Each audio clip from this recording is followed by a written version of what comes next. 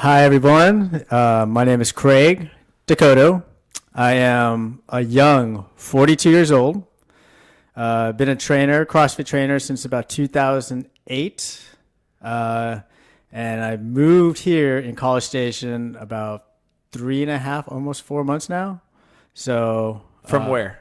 from where the last place, last big state, I would say would be Tulsa, Oklahoma. But I grew up in Washington State. Okay, so I love interviewing coaches because so many people get to learn a lot more about you guys, right? Because you don't. This isn't something you do when you lead a class, and so you're now going to get an opportunity. People are going to get an opportunity to get to know you a little bit closer. So let's start. I mean, first with coaching. You said 2008. That's, I mean, a long time. Long, long time. I remember like the old CrossFit webpage. There was still like the 2007 games, like invitational, like just, hey, we're going to go out to Romus and work out. And I remember seeing that on there and stuff. I mean, it was really like a bare bones website. How'd you stumble upon CrossFit? A coworker, actually, I came into the coach's room and stuff, and people were like, hey, Pam, what are you looking at now? What'd you do? And I'm just like, what are you guys talking about? And she's like, oh, this thing CrossFit. Yeah, she's like, this hard thing CrossFit. Being like, the military and the wrestling mindset, I was like, ooh, I like this hard stuff. What is this? And she's like, oh, I'll show you a workout later today.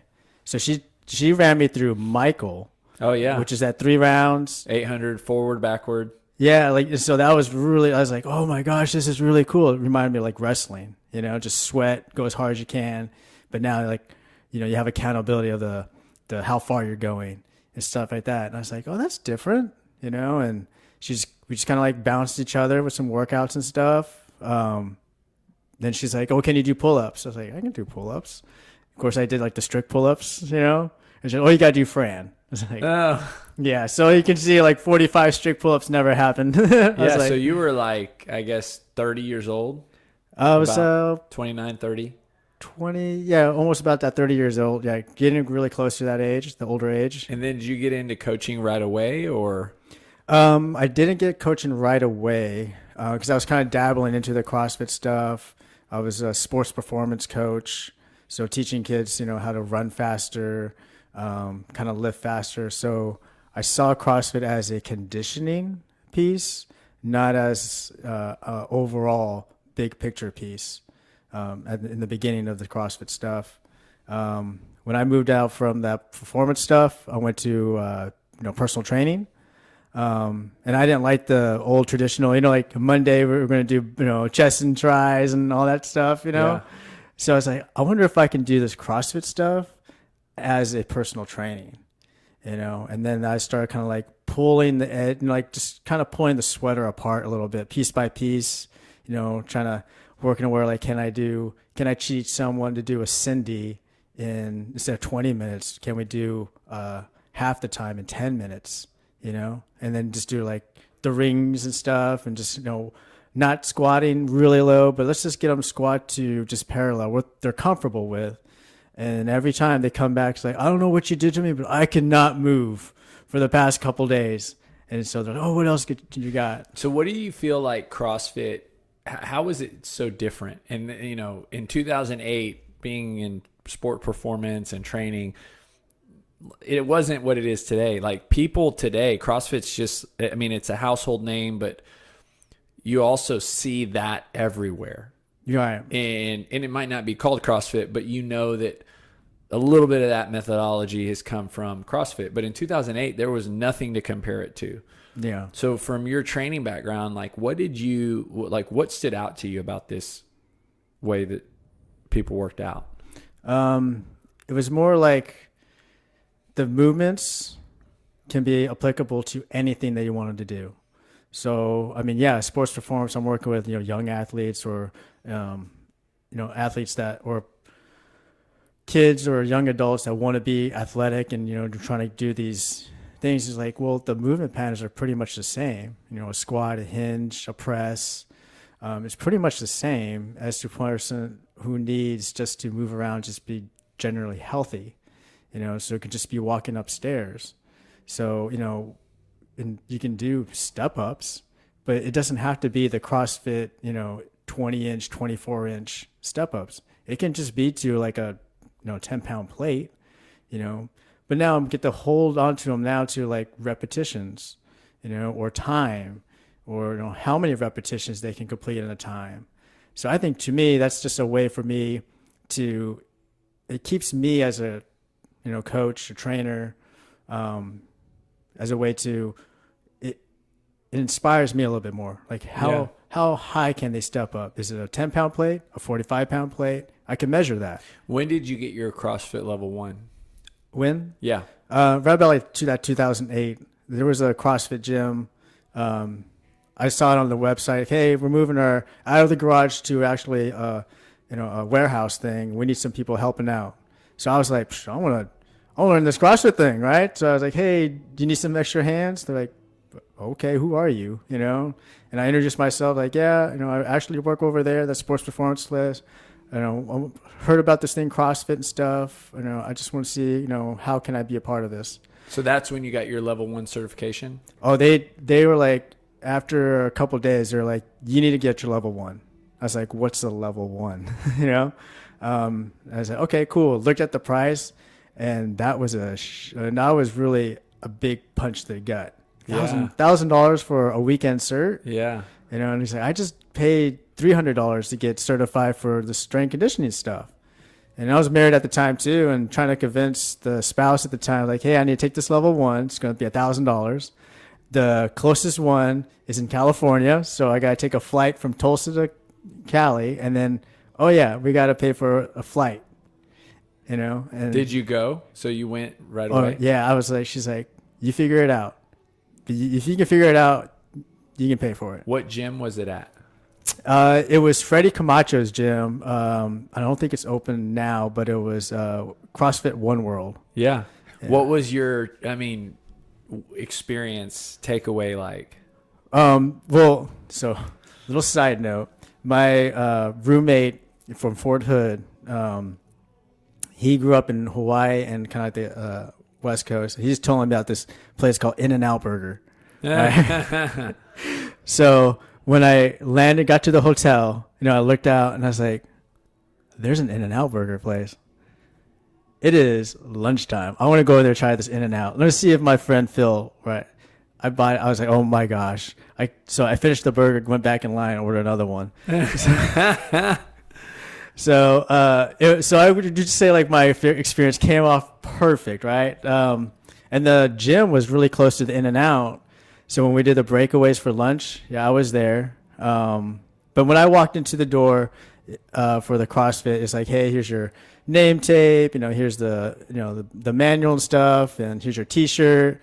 And you sit around with this big group. Those were like the bigger groups that they had. Like you have like 50, 70 people in there. And looking back now, I'm glad I did it at the time, because you had like Dave Castro, you have Freddie Camacho, you have Adrian Bosman interning. You had Nicole Carroll was there, Jolie Gentry. If anybody can figure out who Jolie Gentry is, I'll give you a high five. But she was there. It was just a who's who of CrossFit OG, coaches. Yeah. And that, of course, everything with the lectures, I never heard of this before. I never read the manual before I went there, and just having that delivery, what is CrossFit? If you never heard that lecture, I highly suggest you just find someone to read it to you, because that just changed everything. It just made total sense of why this thing is going to work long term. And I encourage people now who just want to learn more to get a level 1, because it's just a really good experience. Even if you don't coach, if you're just an athlete, I think it's a very beneficial weekend. Oh yeah. And it's still the same price. They haven't gone up on the price. It's, I know right now they've cut back on seminars, but they're picking back up. Yeah. Just because of COVID. But so what made it so revolutionary for you? It sounds like it was a really big weekend. Oh yeah. I learned that I cannot squat, but it's just everything, like, we're going to hold you to a standard. And that's what really kind of what appealed to me. It's like, yeah, you're not a great mover now. You may never be a great mover ever, right? But we're going to hold you to that standard. We're just not going to let you go. And that's really what I took away from those breakout sessions from the coaches. So every time, not even they're walking around, but they just knew, like, hey, Craig, you need to squat below, or Craig, drive those knees out. It's like, how do you, what? Okay. Or you hear someone else's name and you're like, I don't want to be called out. So you do what they were told to do, and that was really the fun part. The breakout sessions, when you did the workouts and when people would gather around you, I was like, this is awesome. This is like what every class should be like. Everyone cheering everybody on, but you're working really hard. Did you go back and coach right away in CrossFit, or what was that like? Yeah, so I went and coached at CrossFit Tulsa. They brought me on board, and they're like, this is, we want you here. We want you coaching stuff. And it was fun. It was a lot of mistakes, a lot of learning and stuff, like how to do group classes with this equipment. Back then we didn't have Rogue, again, faster. It's, So since then, you've also, pursued a lot of other education in terms of training. So give me a little bit of an overview of kind of what certifications you've pursued, what you've received, credentials you have. Yeah, so like the sports performance, it was mandatory for me to have a bachelor's. So I have a bachelor's in exercise science, and then also having a strength conditioning, the elusive NSCA CSCS, thing. So, and I also have the CPT from them, and it's something I always kind of held in my back pocket.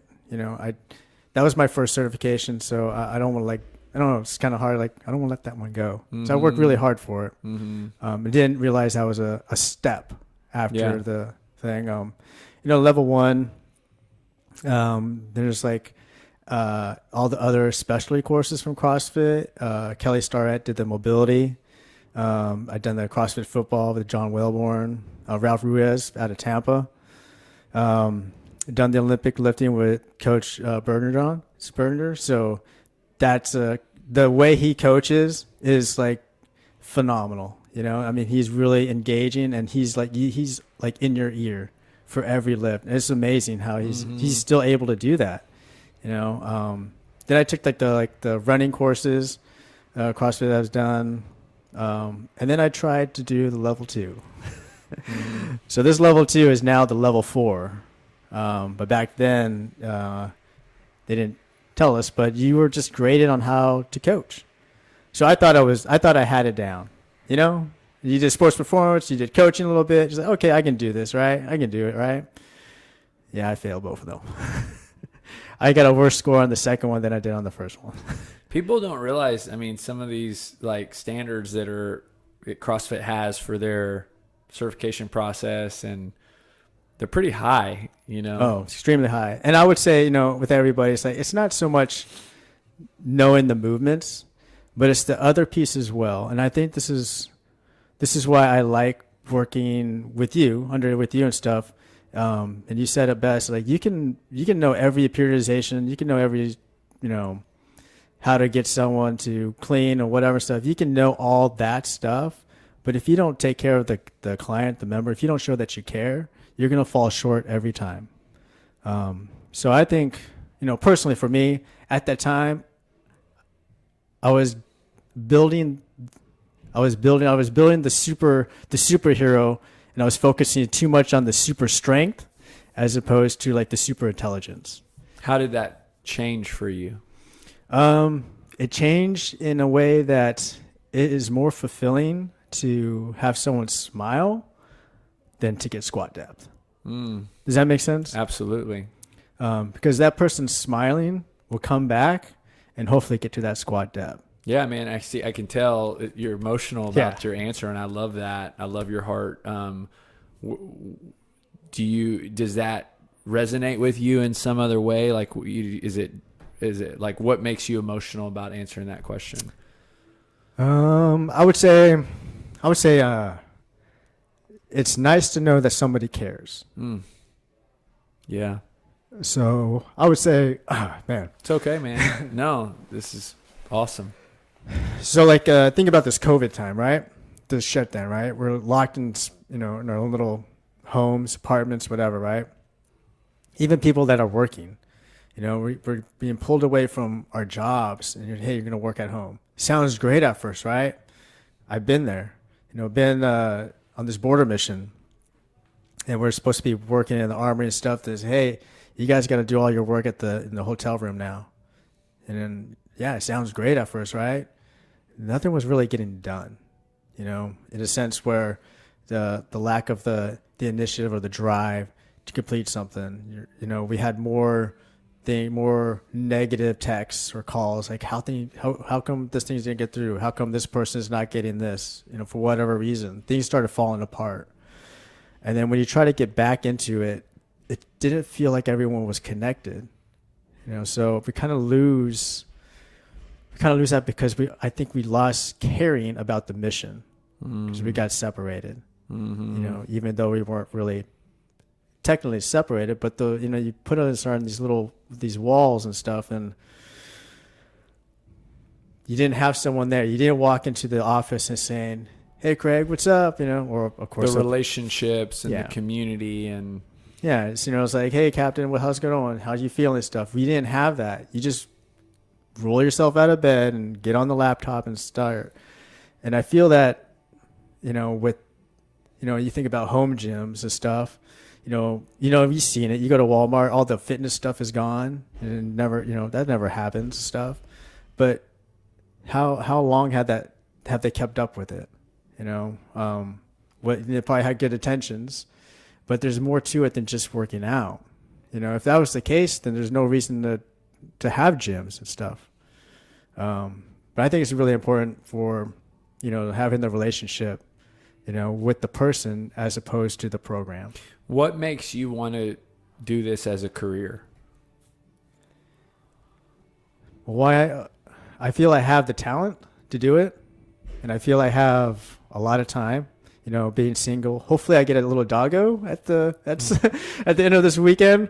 What kind of dog is it that you're getting? A mini Aussie. That's right. Try. And I'm naming it Trice. Oh, there's the name Trice. Trice. Just like Rich's son. Yeah, right? I just won't tell him. Yeah. But no, because it's a try. And I was like, you know what? Trice sounds really nice and stuff like that. I know you spent a whole hour listening to dog names at the PT session. It's like, what is going on over there? But we're still getting stuff done. So you say you have time. I have the time, and I think that's important. But I'm able to balance that time. Before, I wasn't able to balance that time only because I was probably just focusing on the wrong side. Trying to build up certifications and stuff like that. So that's why I'm kind of hesitant to throw around, how many certs and stuff. Certifications does not mean you care. That just means you're just putting the money back into yourself. What are you giving? And I'll speak to this. I think there's definitely a place for that, and I think continued growth and education is a good idea. But I think, what you say is spot on. We're in the business of building better people, and part of that is they say they don't care how much you know until they know how much you care. Right. And so, I tell people, and you've heard me say this,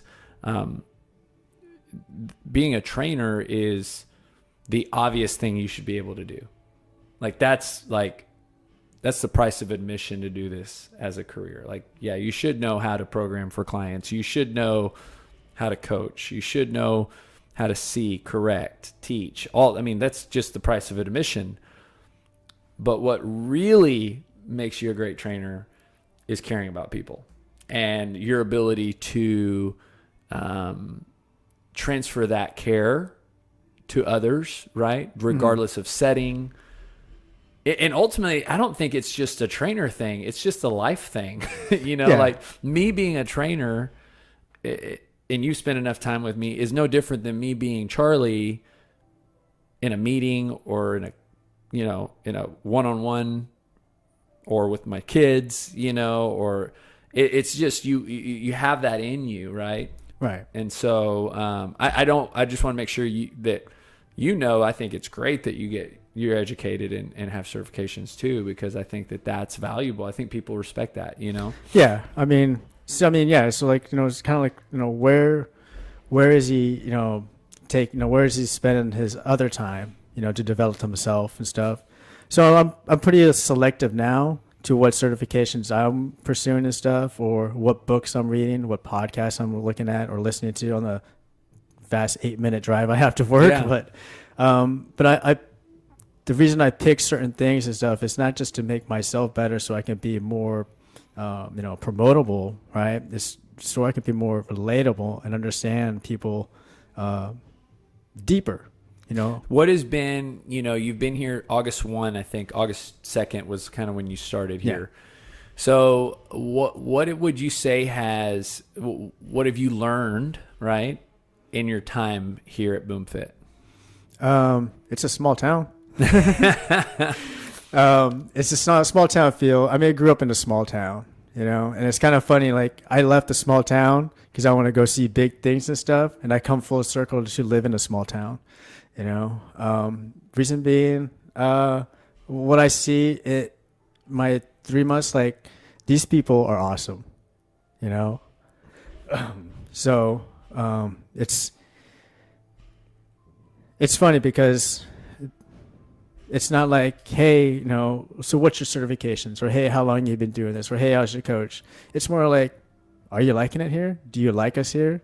And it's like, do you like me here? It's like, so I mean, it's a mutual thing. I think it's because we're in a college town. The turnover is a little bit higher because we have a lot of students. Either undergrad or graduate or PhDs and stuff. It's just whatever opportunities take them and stuff as well.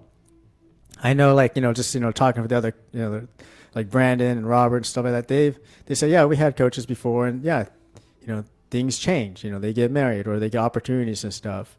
And I had one person actually say, hey, it's great to have an older trainer. And I said, I am the oldest trainer. Thank you so much. But it's like, it's great to have an older experienced trainer because I feel like you're here long term. And to me, when you have that kind of comfort, it's like they kind of buy into a little bit more. It's not like he's not just here to trying to sell himself. He's actually here to be stable, and he wants to know everyone here for the longer term. So I think that's looking. When you hear, you don't see it right away. I mean, would I have seen that like at age 24, 34? Probably not. But now it's just a little, older and little bit wiser. Yeah. So let's go back to that time. I guess, even the last 20 years, you served in the Army. Yeah. For how long? 20 years to the date. Wow. So yeah, 4 years active. Been to like Germany and Kosovo. Survived Fort Hood. I mean, I've done crazy stuff. I did airborne school. I never jumped out of an airplane before. Okay, so here's a moment of little truth. I cried on the Disney teacups when I was like a younger kid. Uh-huh. So telling my dad I graduated airborne school, I didn't tell him I went. I was like, hey, Dad, I got my wings. He's like, wings? You're in the Army. I was like, I went to airborne school. He's like, what? You didn't tell us? I was like, well, I didn't really know I was going to do it. So, wow. Just one of those things, And then you've served in the National Guard. National Guard, yeah. Currently serving the National Guard here in Texas. Don't get to do crazy stuff as before, but get to kind of do like the operational side of stuff. What drew you into military? My dad was in the Air Force, but he was retired. He medically retired. So growing up, he was a stay-at-home dad. But his way of discipline and stuff was very militaristic. I had to make my bed in the morning. Had to clean up my toys and stuff like that. I got in trouble a lot. So I did a lot of running, a lot of calisthenics and stuff. How old? Oh, I mean, I remember being in trouble like ever since like first grade. I think every grade I was in trouble. He would make you go run? He made me go run. It was like a walk of shame because we lived close to the school. So he made me run to where like the route was to go around the school. Wow. So I love that. You love that. Yeah. It worked, Dad. Thanks. Okay. So is that kind of, how'd you get into working out? It was just like that. My dad he's been diagnosed with like a spinal injury, and he was told by the doctors that if you ever have kids and stuff, put them in sports, make them move, because that would kind of offset the condition and stuff, because it can be hereditary and stuff. So I was put in any sport that I raised my hand that I wanted to go into, which was really nice because, my parents weren't well off and stuff, because my mom was going to school. So my dad was really we just had that retirement check that he had, but did everything. I mean, I don't know why, because I was not the gifted athlete. I was that kid that had, I was Rudy. I'm 5 foot nothing, 100 pounds nothing. I got no specter talent.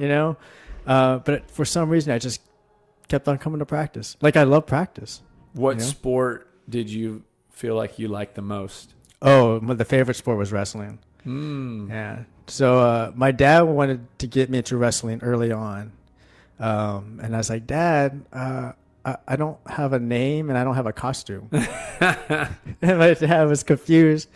He's like, I don't understand. He's like, I don't know how to get off the top rope. He's like, no, not that kind of wrestling. I thought it was like WWF. Yeah, of course. The old school, like the Coco Beware with the parrot thing going, and the Ultimate Warrior shaking the ring and stuff, that kind of stuff. That's what I thought wrestling was. Awesome. And then, so when we moved, the junior high, they had wrestling for PE. And then I was like, oh, this is really cool. And the PE teacher says, you need to do the wrestling, sign up. Here you go, sign up for it, I was like, oh, okay. I thought I was really talented. In reality, I was like the lightest person, so I made the lightest weight class. And that's the only reason he told me to sign up.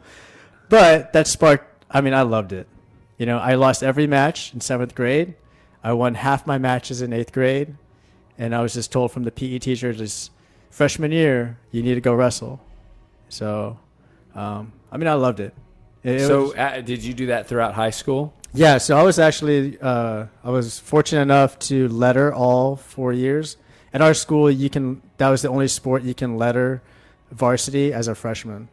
The other ones you had to wait till you're a sophomore to get a letter. So I walked out of the, old Enumclaw High School with a 4-year, letter winner jacket. So, that was fun. Did you compete, or I guess matches or tournaments or? Yeah, so matches and stuff. So like when we do these competitions, like the in-house competition and stuff, like sitting around waiting for your heat and stuff, that's what I did in wrestling. Dude, I judged you and Greg, and I was like, dude, you were zoned in. I don't think I've ever seen you that side of me. Yeah. I've never seen that side of you. So you were focused. Yes. So I do have a competitive edge to me and stuff. And then it gets in there takes the right thing to get me into it and stuff. Yeah. And I do enjoy it. I do love it and stuff. After high school, did you continue wrestling at all, or? Yep. So after high school, I was doing community college, going to community college and stuff. Didn't really know where I was going. But we found out like there's a freestyle wrestling stuff going on. So we couldn't wrestle at the high school. So a bunch of, former wrestlers and stuff like that. We found other places other junior highs to wrestle and stuff. And this is the craziest thing. Like there's wrestlers who already graduated high school, graduated college and stuff, who've trying to get to the Olympic trials and stuff. So I'm wrestling with like full-fledged adults. Wow. So even though, I'm an adult and stuff, but you're wrestling with a guy that's 25 years old as opposed to an 18-year-old kid. Wow. So we go out and it's one of those things. It felt like I was in a rock band because you just pack up your stuff, you drive out, find the nearest competition, you stay there and you compete for the whole day, and hopefully you win, and then you go back home. I did that for the weekend, and we didn't really have a season. You just find whatever. Kind of like CrossFit. Yeah, if you're not in the bigger circuit. Yeah, you just had to find your own competition and compete and kind of have that competitive stuff. So I always was kind of trained to be a wrestler, even though I knew deep down I'm not nowhere near to NCAA Division I caliber. Yeah. But it's just something I enjoy. Sounds like kind of maintained health and fitness your whole life. Like, was there ever a time that you felt like you were not in shape? I would say there were times that I did not live, you might have alcohol and stuff, or eating, not the best food and stuff. Yeah. And I think,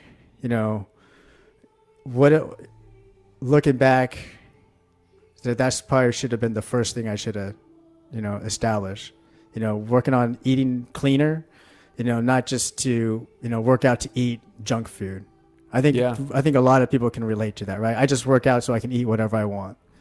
And so there's times when, I have to make the adult decisions, like, I cannot buy these Sour Patch Kids, Yeah. I got to eat a little bit cleaner, because really, if I wanted to continue to be a trainer and be able to demonstrate, lead a class, or inspire people to do stuff, I can't be eating, stuff that can potentially, harm me or blunt that growth. Yeah. Have you had any injuries in, I guess, your life or in the last 20 years that have kind of set you back in your fitness journey? Oh, yeah. So, and there's no part of CrossFit. It was more a part of myself and maybe airborne school.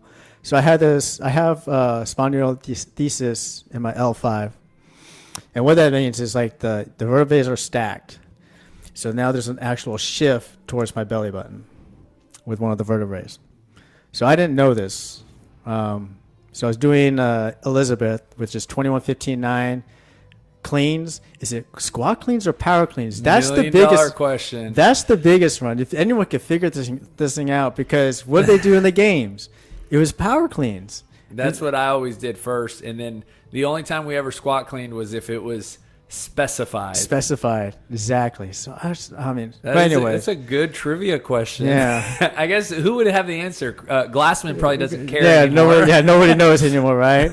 Gotta dig out those old journals. And they're like, so I was doing squat cleans. I was at 135 doing squat cleans. I noticed late in the 21 reps, my back didn't feel good. And then I completed the workout and stuff, but I did not PR at the time and stuff like that. Frustrated. It just didn't feel right. So I was like, okay, whatever. I'll just do some mobility stuff, because I have the mobility cert, and I can just take a lacrosse ball and shove it underneath my back, and I'll just lay on it for 2 minutes. Don't do that. Okay. If you have a spinal injury, do not put anything on your back. Okay. And then throughout the day, I noticed it was getting worse. It was just getting worse and worse. I couldn't move, couldn't really bend over so much to tie my shoes or anything. It was just hurting pain. Luckily enough, there's a chiropractor next door, and I had a great relationship with them. And I said, can I come in and so you can evaluate? My back is killing me. Told him what I did, and he said, okay. He's like, I can't work on you. I'm going to take x-rays first. And he took x-rays, and he's like, okay, this is what is wrong. You have a spondylolisthesis. You have a grade 3 spondylolisthesis. I was like, oh, out of 4. 4 being bad. 4 is surgery. He's like, I said, okay, what do I do? Does that mean I go to the hospital? He's like, no, I can help you out. But here's what you can't do. So if you eliminate anything on the CrossFit list, all I could do was walk, basically. He said, don't do anything for 2 weeks. Just walk in heat. Don't do anything. And that's when it got serious.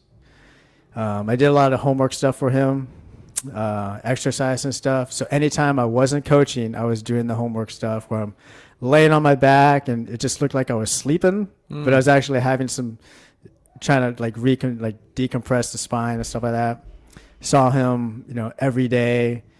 And this has gone on for like 6 months.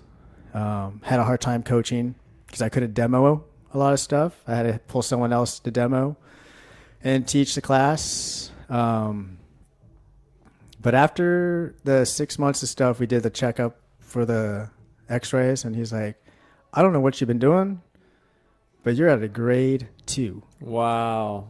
I was like, well, that's a good thing, right? I'm trying to get to grade 0, right? He's like, well, you don't understand. You're not supposed to move it at all. what my goal was to have you stop and stay at a grade 3. You actually shifted to a positive grade 2. Huh. He's like, I never heard this before, never alone seen this. Wow. So he's like, I'm going to send this up to, he's part of a bigger network and stuff. So I'm going to send, if you don't mind, your results and stuff and talk about what you did, for this. And because you can probably be helping other people out, for this stuff. And I was like, well, I only did what you told me to do and did what you told me not to do. He's like, really? Wow. You did the homework to the T. He's like, well, what'd you do? It's like, well, I just kind of took it as a CrossFit workout, He's like, nobody ever does what I tell them yeah. to do. So all you people who, when we tell you to do some homework, do some homework. That's awesome. Yeah. Okay. I see you put a lot of videos up about your shoulders and your mobility and, things that you're improving on in that. So give me a little bit of it sounds like you got just crazy work ethic, right? Like just a discipline to, like this guy says, hey, do this, you did it, it worked. So, it almost feels like you put more into the functionality of your body moving or not more, you put effort in that area, not equal, maybe less than, you could probably answer that better, to the actual fitness and strength side of that, of your body. Yeah. So, if you can't move, right? It doesn't matter. Your potential to move more heavier or even faster, it's blunted, so taking care of your body long-term wise, I just want to be able to move, because I live with it. My dad has a hard time moving and stuff, but he's taken, he does go to the gym and stuff. He is severely limited. There's, and he's always in pain. Imagine you give that gift to someone where you can do what you want to do without pain. Imagine what your life would be at, So I think that's really important. And I think that's why I focus more on that story, because there's going to be someone out there that's like, I want to be able to lift my kids off the floor without pain. Mm-hmm. Okay, so you want to deadlift without pain, right? Yeah, I want to put something on the shelf or grab the Christmas ornaments off the top shelf without my shoulder popping. Oh, so you want to push press without pain, right? And there's a commonality, it's life. People, you could say CrossFit is life, CrossFit is working for life, but I think the movements work. The magic is in the movements, but we got to take care of our bodies to be able to get those potential. How do you get the opportunity to help people understand that day to day as a coach? Day to day, it's the people in the gym. Yeah, I can post stuff on, Instagram, any social media thing, right? But the people in the gym see it firsthand. They get the experience firsthand, and I think it's just from them, kind of talking about it and spreading the wealth to other people. Because there's nothing like the gym. There's nothing like the class. We have people that have been on injury, like Laura's come back. And she said there's nothing like coming in just seeing your friends. So good. So we could probably talk for a lot longer, but we'll kind of start wrapping it up. I ask every person the same question when I close out. And so I'll ask you the same question. You've gotten the opportunity to, when we hired you, we started a conversation, I think at the end of June or early July, maybe something like that. You came a few times. You got to really I would say me and you got to know each other pretty well in that month. Then you got to know our staff. And since then, you kind of have gotten to know the culture, right? You've gotten to know the mission and the values of the gym and what we stand for and really what we believe, right? So one of those things is we believe in building better people. That's the title of the podcast. Just getting to hear your story and to really get an understanding of how your fitness journey has ultimately grown you, right? And made you a better Craig. And we do that every week with members and different people at the gym. So I guess my question for you is when you hear us talk about building better people, what does that mean to Craig? What does that mean to you? How do you how do you receive that message of building better people? So I say building better people. When I put that hashtag on, it's like I'm setting the growth mindset, right? So a lot of the celebrations I do for the members here and stuff is because they're able to achieve something they probably never thought they would achieve. You know, I want to highlight that because now that, like, what else can they do? Not just on fitness side, but what can I do on my career side, my family side, you know, spiritually, religious, anything. You know, they can first see something and it's like, man, there's no way I can do that weight. There's no way I can do that skill stuff. When they're able to accomplish that and you're able to highlight that, I think it just resonates so much and it reverberates. It's that pebble that drops into the pond.